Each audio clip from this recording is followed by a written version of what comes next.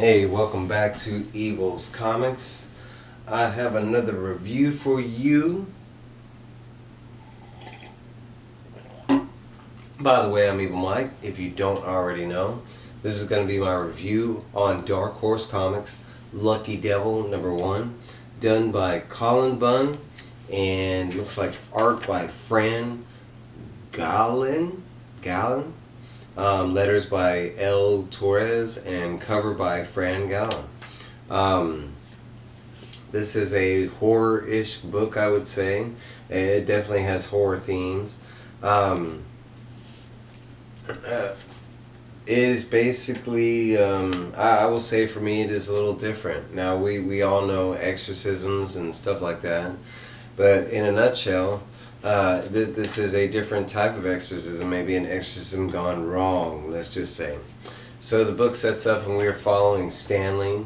Stanley is our main character, and he's at a self-help meeting. They do not explain what what the self-help group is, whether it is Alcoholics Anonymous or comic book excessive buying anonymous, or they don't tell us what the group is, but he goes into like an introduction and telling everybody, hey, how you doing, yeah, but I need help, I've done some bad things, I'm ashamed. He goes into explaining some of the bad things that he's done, and as you can see here on the second panel, Stanley has done some very, very bad things, we kind of get some chatter from the group. Oh, it can't be that bad, look at you, what have you done?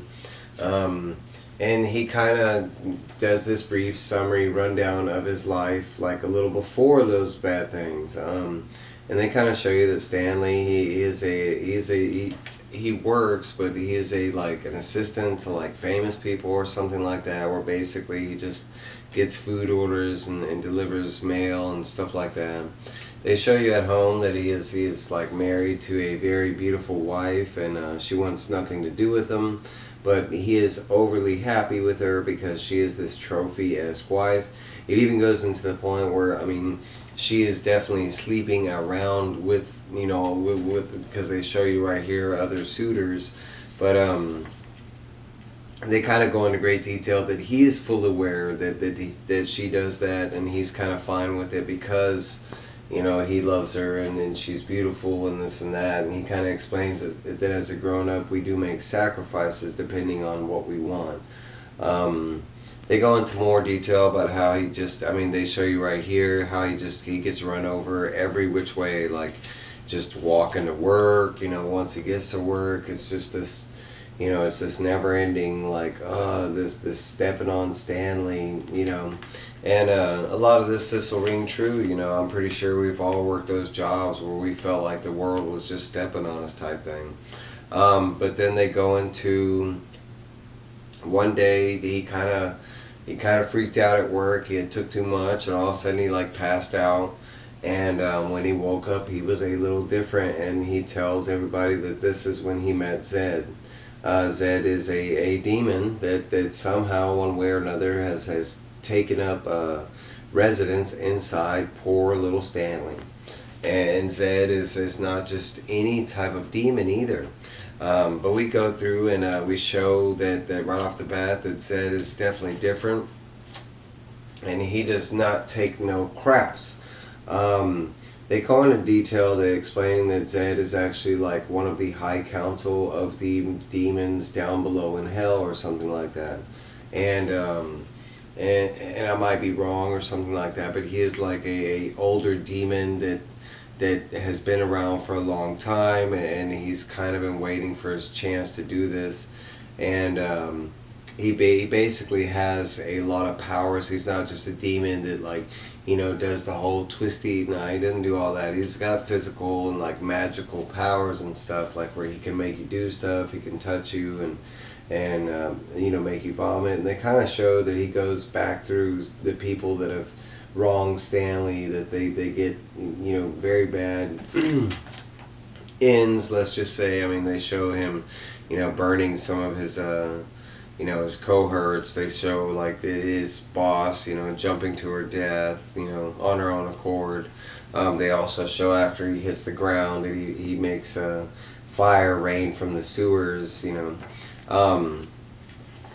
But they go into great detail explaining how Zed has these powers, and not just, you know, some fancy fire, but he also is able to summon some demon elevator doors to eat people that have wronged Stanley, and this and that.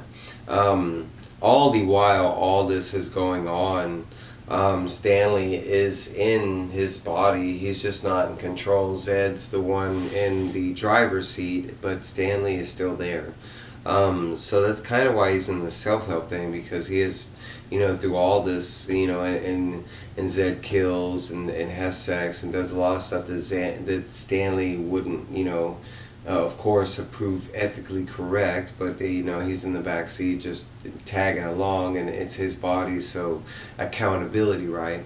They even show you that Zed is not alone, that he is able to bring like friends along with the journey, and they have the scene right here where they show, you know, technically it would be Zed and Stanley's body, but he's standing over his Stanley's sleeping wife with her cheating boyfriend in the bed together, and he has like, they honestly look like, and I might say them wrong, but cellulites from the or cellulites or whatever they're called, the humanites, or from cellulites from Hellraiser.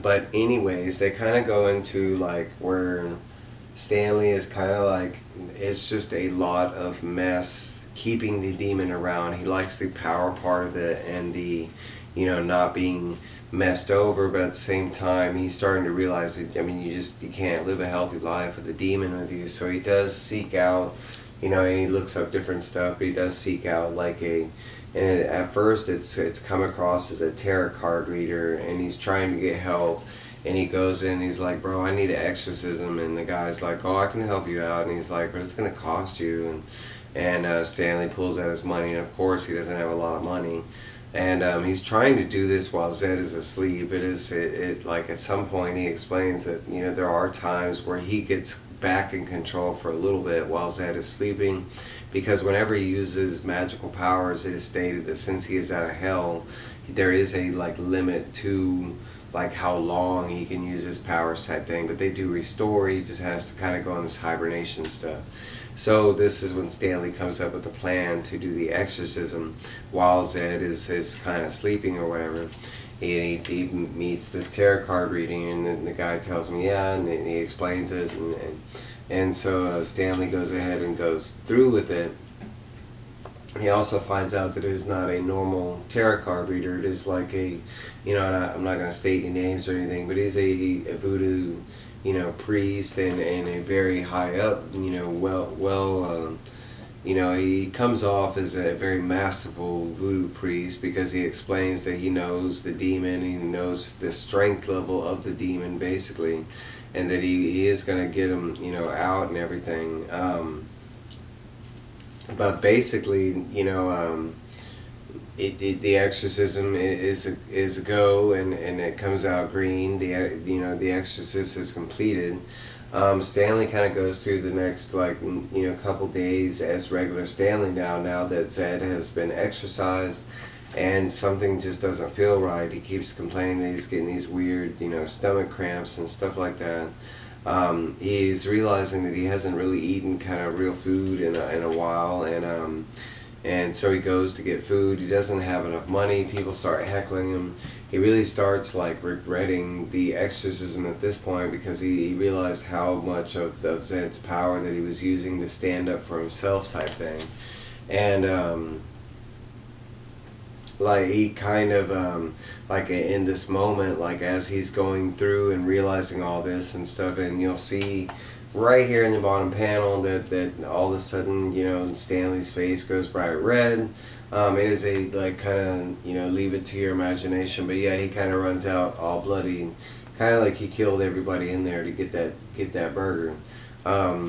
And we find out that Zed is in the parking lot, and that, you know, he's behind a trash can. He's shown right here, and this is his, I guess, his natural form, probably a weaker state, you know, of how he looks. But basically, Zed informs him that the exorcist did not go as planned, that something happened in the midst of the process, and Zed was exorcised, but somehow he is stuck in their world, and somehow Stanley is forced, it still has the powers that Zed has. And it is kind of hinted that maybe he doesn't have the restrictions that Zed has, so, because they might be his natural powers now. So it might be like a full-time magic thing with Stanley in control. And as they end the book, they kind of go back to, because he has been telling the story, and he goes back to the self-help group, and they kind of show Stanley in the end. And basically the whole thing is kind of set up with and I'm not positive, but I'm kind of leading that he might kill all those people in the self-help group, like it was part of, Stanley just being crazy and wanting people in one little section. But that was Lucky Devil #1. I can say I really enjoyed it. The art was really, really good. I'm curious to see where it's going. Like I said, it is a little different, twist. We all know Exorcist, but I mean, I've never heard of anything like this before, so it was kind of nice. Cullen Bunn does have a lot of different titles. I think 2 from Dark Horse that I can think of right now. But that's what I got. First issue for Lucky Devil. Let me know. Did you check it out? Did you pass on it? Why did you pass on it? What was it missing? What was the reason you passed on it? Did you read it? What'd you think about it? Did you like it? Did you hate it? Hit me up. Let me know. All right, guys. That's my review. We'll see y'all later. Evil out.